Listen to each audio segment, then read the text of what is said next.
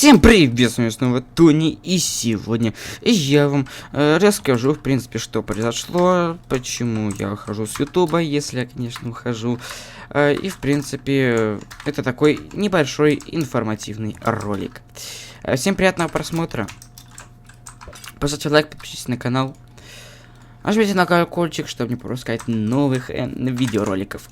Что же, первая, так скажем, новость, это самое первое, что написано, так скажем, в моем названии, это ухожу ли я с Ютуба. Нет, это было все написано для такого небольшого кликбейтика. Это было все написано для небольшого кликбейтика. Что же, все в этой карточке, которая сейчас будет, я вам дальше все расскажу. Поехали. Что же, я начинаю опять в лобби, чтобы быстренько все рассказать, чтобы каточку там ничего не говорить, а именно каточку играть. Что же, меняли ли я тематику? Нет, тематика останется, опять же, Майнкрафт, и разбавляю весь этот контент Counter-Strike. Потому что один Майнкрафт, и нужна какая-нибудь разбавка, это, так скажем, я думаю, обязательно. Я падаю, и мы переходим к следующей новости. Самый приятный. Даже не буду выключать запись, сразу вот так вот в этом же лобби говорю. То, что у меня сейчас проходит набор в команду. Мою команду, где нужно просто сидеть, общаться, ждать набора съемок. В принципе, да.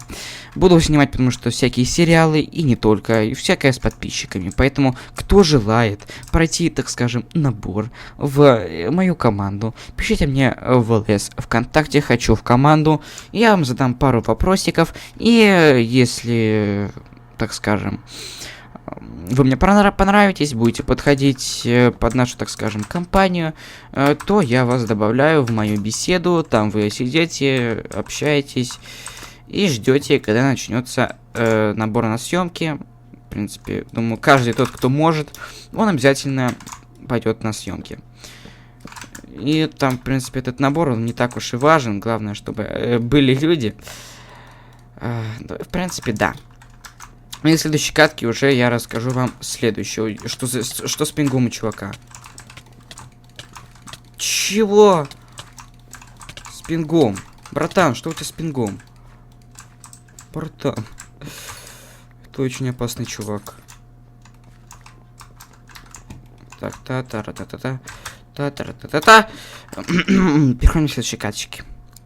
Поэтому вот так. Кто хочет пройти набор, пишите мне в ЛС ВКонтакте.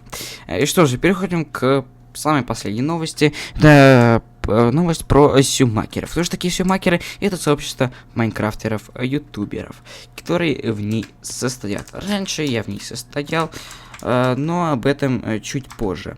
Как вы знаете, вот практически все из сюмакеров, с кем я снимал в последнее время, это Фэнки, Хэппи, Алекс и многие другие, с кем я снимал, кого пиарил. Они все есть в этой группе, но перейдем к немножечко другой новости, почему в ней нет меня и что же произошло. Дело в том, что Фэнки, вы его все знаете, мы с ним много видеороликов сняли. Я собирался, в общем-то, снимать на этой неделе новый сериал. Он, скорее всего, выйдет уже в эти выходные. Кстати, завтра стрим в 11:00 по московскому времени. Всех жду. В принципе, я собирался снимать новый сериал в стиле страшилки.